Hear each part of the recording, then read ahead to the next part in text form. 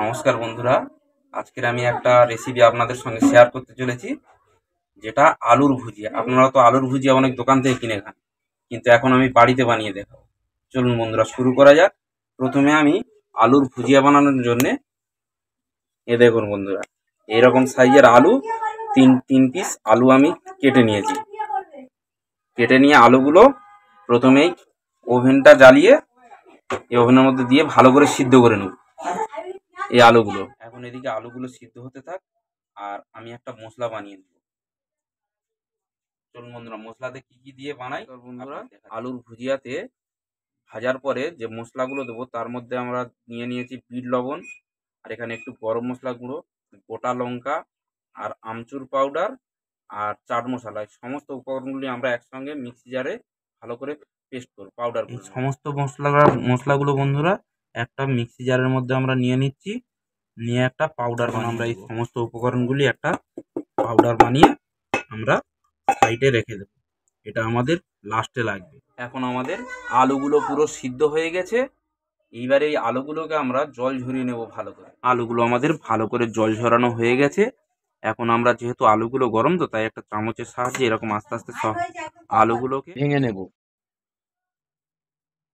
লাস্টে লাগবে সমস্ত মশলা।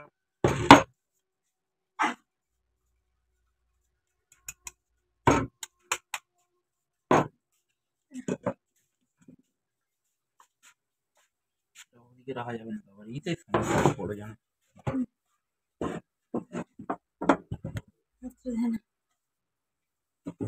দেবো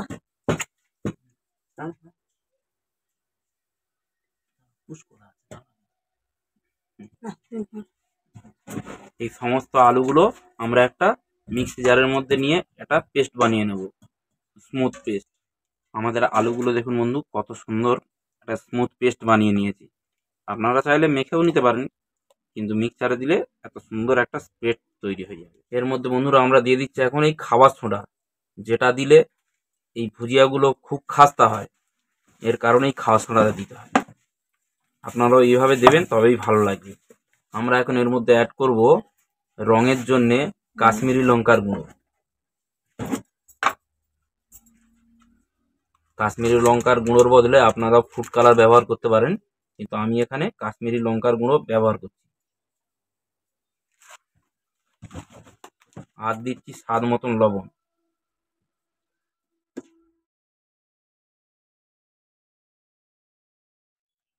আর দিয়ে দেব হলুদ গুঁড়ো,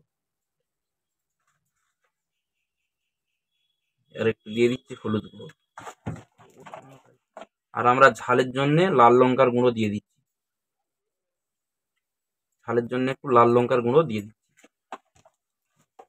এই সমস্ত উপকরণগুলি ভালো করে এইভাবে আলুর সঙ্গে মেখে নেব আমরা। এবারে এর সঙ্গে আমরা অ্যাড করছি বেসন। বেসনগুলো একটু ভালো করে চেলে নিতে হবে, কারণ বেসনের মধ্যে অনেক নোংরা থাকে, তো আপনারাও চেলে নেবেন এইভাবে। আমরা আস্তে আস্তে এরকম একটু একটু করে বেসন দেব, আর হাতের সাহায্যে মাখতে থাকবো, যতক্ষণ না একটা মিডিয়াম শক্ত একটা ডো তৈরি হয়। ওদিকে আমরা গ্যাসের ওভেনের মধ্যে একটা কড়াই দিয়ে ওর মধ্যে কিছুটা সাদা তেল ঢেলে দিচ্ছি গরম হওয়ার জন্যে। আপনারাও তেলটা দিয়ে ভালো করে গরম করে নেবেন।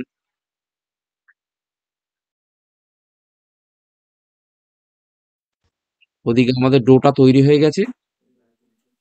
আমরা এখন একটু হাতে তেল মাখিয়ে নিয়েছি, নিয়ে এই ডোটাকে একটা ডোটার গায়ে একটু সাদা তেল মাখিয়ে নিয়ে এরকম একটা ভুজিয়ার মেশিন নিয়েছি, যেটার লিঙ্ক আমি অ্যামাজন থেকে পারচেস করেছিলাম। এই লিঙ্কটা আমি ডেসক্রিপশনে ভিডিও দিয়ে দেবো, আপনারা ওখান থেকে পারচেস করে নেবেন। নিয়ে এর মধ্যে একটু ভালো করে তেল ব্রাশ করে নিতে, ভালো করে এগুলো তেল ব্রাশ করে নিতে হবে। নিয়ে এই ডোটাকে একটা এরকম লম্বা রোল তৈরি করে নিচ্ছি এইভাবে।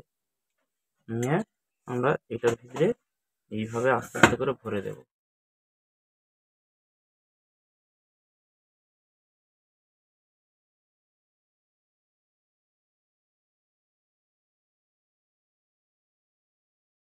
দিয়ে এবারে এইটা এর মধ্যে এইভাবে ফিটিং করে নেব এইভাবে। এভাবে আস্তে করে ফিটিং করে নেব।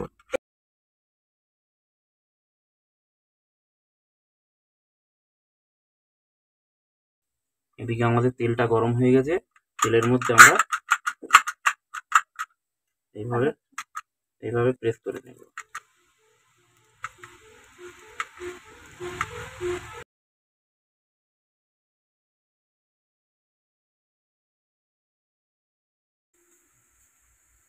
আমরা গ্যাসের ফ্লেমটা মিডিয়ামে রেখে তবেই ভাজবো, বেশি দিলে পুড়ে যাবে, ভিতরটা কাঁচা থেকে যাবে।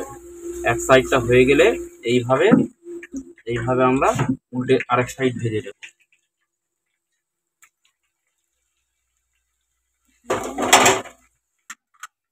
আবার একবার এইভাবে তেলের মধ্যে পরের বারে আবার একটা লেয়ার এরকম ছেড়ে দিচ্ছি।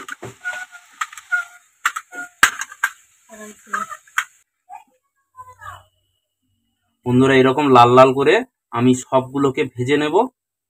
ভেজে নিয়ে যে ভাজা মশলাটা করেছিলাম ওর মধ্যে দিয়ে দিতে হবে। বন্ধুরা, আপনাদের যদি ভালো লেগে থাকে চ্যানেলটিকে অবশ্যই সাবস্ক্রাইব করবেন, আর একটা লাইক করবেন, আর কমেন্টে কিছু জানার থাকলে জানাবেন, আরও যদি কোনো রেসিপি দেখতে চান।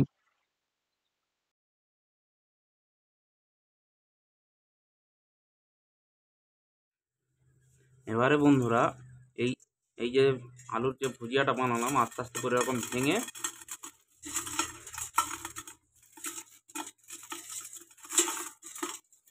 এরকম করে ভেঙে একটা জায়গার মধ্যে আমরা রেখে দেবো। আর এর মধ্যে একটু একটু করে ওই যে মশলাটা রেখেছিলাম ছড়িয়ে দেবো।